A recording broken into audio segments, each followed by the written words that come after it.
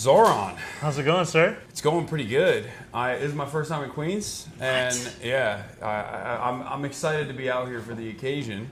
Zohran Mamdani, everybody, running for New York mayor, gonna win the New York mayoral race, hopefully, inshallah. Inshallah. Zohran, you're a busy guy.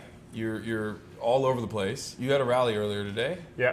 How'd that go? It went well. It was a rally for a rent freeze with tenants in Sunset Park, with incredible city councilwoman Alexa Aviles, Assemblymember Marcelo Matenas, and a bunch of tenants who are tired of seeing their landlords profit while their rents keep going up. What made you want to run for mayor? I think ultimately it was that there's a cost of living crisis in our city, and Eric Adams has used almost every opportunity to exacerbate that crisis. He has put his thumb on the scale of corporations, of landlords, and New Yorkers have been paying for it, and they've been priced out of the city that they built.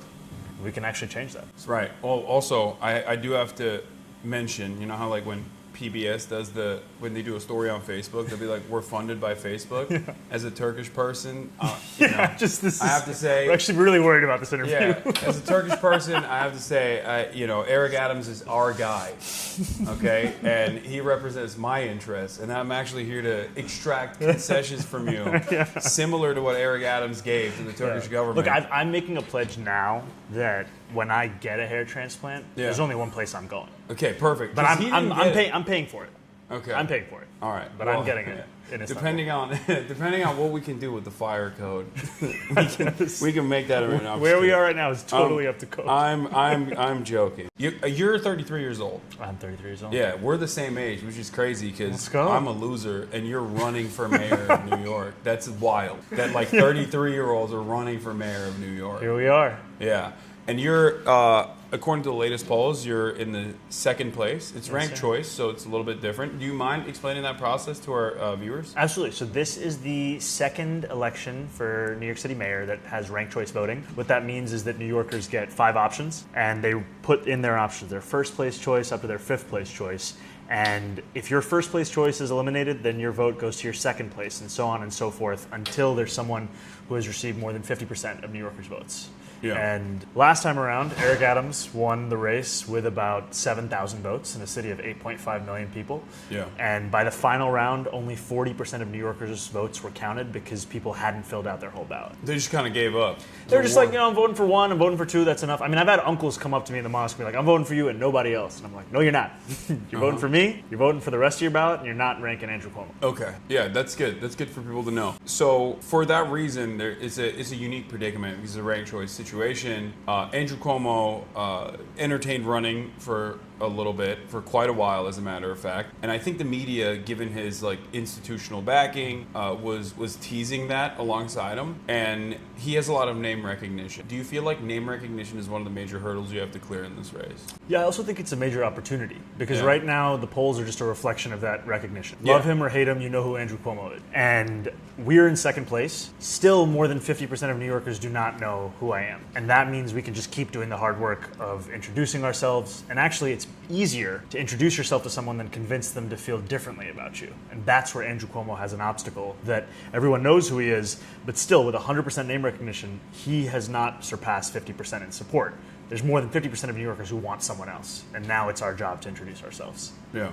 Twitch stream, one Twitch stream at a time. Yeah, well, this is probably the least important part of that process, because I feel like you're doing a lot in terms of door knocking. You have a lot of people who are very excited for you, and that's a really good thing. And also, it does seem like the establishment picks in the race are kind of experiencing a bunch of fissures amongst themselves. Now, Eric Adams is choosing to run as an independent, from what I understand. Yeah, my man's out. Yeah, so do you feel like that's a good move, or do you feel like that's better for your chances overall or worse overall? I don't think it affects our chances much. We've always said we were running against Eric Adams' second term, and Andrew Cuomo's running for that. He's running for the same vision, same donors, same corruption.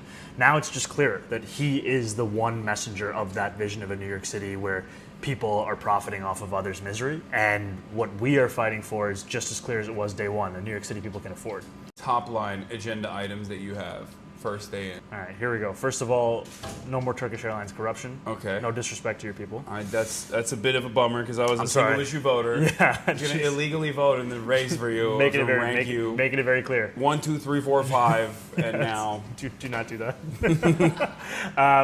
The number one thing is cost of living. The number one thing is to make the city affordable. And the number one cost in New Yorkers' life when they're thinking about that is housing. About 2.5 million New Yorkers live in rent-stabilized housing across New York City. Their rent increases are set by the mayor. This mayor has jacked their rent up 9%. I would freeze their rent for close to 2.5 million people. I would make the slowest buses in the country fast and free in our city, make them a model for this nation, and I would deliver universal childcare to New Yorkers, whether they're 6 weeks or 5 years of age. And ultimately, it's using every tool the public sector has to make this city people can afford. Yeah. There's also, from what I understand, there's a lot of opinions on the issue of housing. You got YIMBYs on the one side, yes, in my backyarders, who consistently advocate for deregulation and dezoning, and there's some truth to that, for sure, in terms of how much of a hurdle that is for developing new housing projects. And then you have the NIMBYs on the other side who also have some opinions on this matter. But I feel like there's one issue that I don't hear a lot of coverage on. You're like a Hindi. I don't know what I would be. I just want public housing. Okay. I want Austrian style, Yeah. red Vienna. 65% of the entire city is just peppered with government housing. That's what I want. Don't know if we're going to get that. I feel like if I even say that, a real estate developer is going to drone strike me as I walk out of this. We got 5 minutes. Of this institution. Yeah. But I do think that any move in that direction is great. But the reason why I'm bringing this up is because there's also, from what I understand, a warehousing problem here, where approximately 75,000 units that are rent-controlled units in the city are purposely being kept away from the housing market. There's a bunch of different hurdles in front of the lottery system and like how inaccessible even rent-controlled units are overall. Is that a real issue? Am I making this up? No, I think, look, Is there any way to tackle that? Right now, the way that it works is that landlords self-report the units that they're warehousing. Yeah. And obviously there are limitations to the efficacy of self-reporting something that you are doing, especially when you're a landlord taking a unit off the market. I've seen estimates that start in the mid-20,000 range with units. And I think what we have to do is the city has to take a much more muscular role in gathering that information and in finding out what is the reason why units are offline and what's the actual cost of bringing them back online. Because without that data, it just becomes the discourse where a landlord will say, it's too expensive to do so, trust me. And we actually need to be able to see the stats. And to your point, we need a ton more housing in New York City. I do believe we have to build, more density around transit hubs. We have to end requirements to build parking when we build housing, upzone wealthier neighborhoods. And I also think the public sector has a role to build immediately affordable housing. Right? Last year, we opened up a wait list in New York City for people to get assistance paying their rent. In 7 days, 600,000 New Yorkers applied. And at the end of that period, 200,000. A lot of broke boys. A lot of broke boys and broke girls and broke uncles and aunties. Yeah. And at the end of that period, 200,000 won, which basically meant they got on a wait list for a program that admits 250 people a month. It's a totally broken system. Alongside those zoning reforms, we're going to build 200,000 truly affordable, union-built, rent-stabilized homes that will cater to a median household income of that of New Yorkers, $72,000 for a family of four.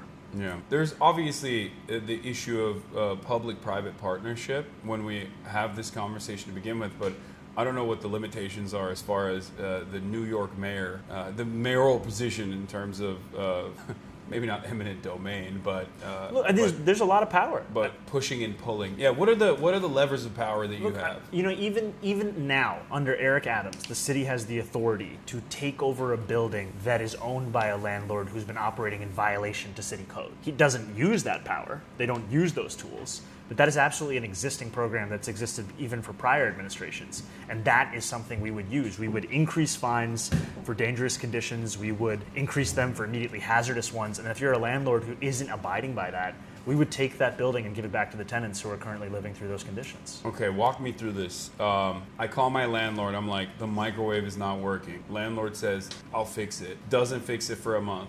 Eminent domain. Yes or no? No, that's not how it works. Shit. Because first of all, most New Yorkers don't even have their landlord sell. Okay. A lot of New Yorkers live in buildings that are owned by LLCs. They have no idea who owns the building. Even better. I call up the apartment property manager and they don't fix it. Okay. I come in, I say, hey, this electric circuit is broken. Yeah. They come in and they just paint white over it. They say it's not a circuit anymore. That's just the wall. Eminent domain. Yes or no? No. Okay. But here's how it works. I'm gonna keep testing the water. Here's how it works. you have a system right now where you call 311, right, in New York City. Most New Yorkers who've ever called 311 have had a pretty frustrating experience. We are proposing a world-class brand new innovation where you can make appointments with investigators so that you know when they're actually coming home. Seems radical. Seems pretty radical. Seems pretty Yeah. crazy, but you heard it here first. You're actually going to know when an investigator comes by. And what we will track is if a landlord is found in violation to the code and they are not following up on those violations, they're not rectifying it, then there will be a time at which the city will take over that building. Okay, I like that. So there is a takeover happening eventually if they're serial violators. Absolutely. Okay, I'm a fan of that. It's not going to be for the microwave, but Yeah, no, it's fine. That's just